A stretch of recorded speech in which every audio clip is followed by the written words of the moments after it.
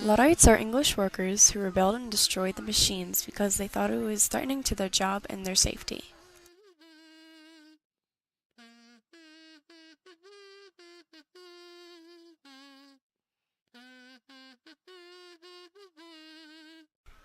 There were many uprisings that the Luddites started.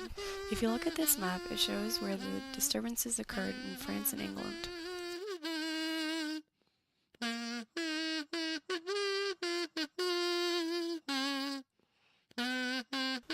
The year the rebellion began was 1811. This is when groups of men started breaking into factories and smashing looms and machinery. These looms were used for weaving stockings. The reason they did this was they didn't like the fact that it worsened their already bad economic system. This is an example of an early 19th century poster. This poster demonstrates how the Luddites were encouraged into apprehension. Thin, and often sick. Unfortunately for the worker family, their life at home wasn't much better than the hours they spent at the factory.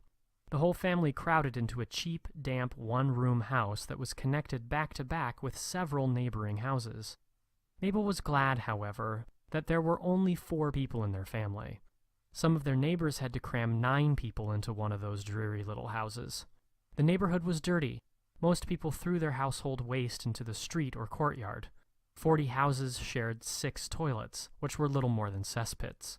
Fresh water was hard to come by, as were open air, sunlight, and places for families to play or exercise.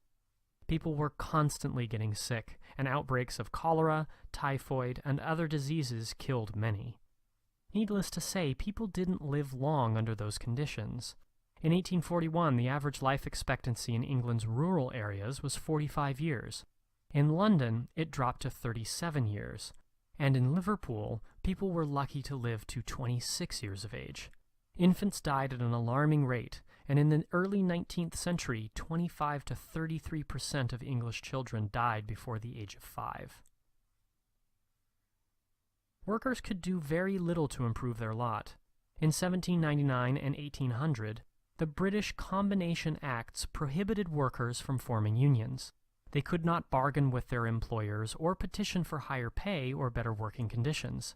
Some laborers, however, formed friendly societies to help ill or injured workers and the unemployed. These societies soon took on the role of labor unions, fighting for fair treatment and better laws and even the right to vote. Another group of Englishmen decided that the best way to improve society would be to get rid of the Industrial Revolution altogether. These Luddites, as they were called, gathered in secret organizations that raided factories, threatened factory owners, and smashed machines.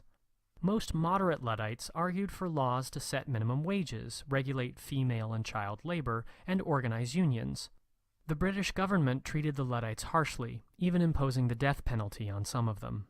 Other British citizens took different routes to improving working-class life. Philanthropists like Robert Owen built their own factories and towns, carefully regulating working and living conditions, and treating their workers with respect and dignity.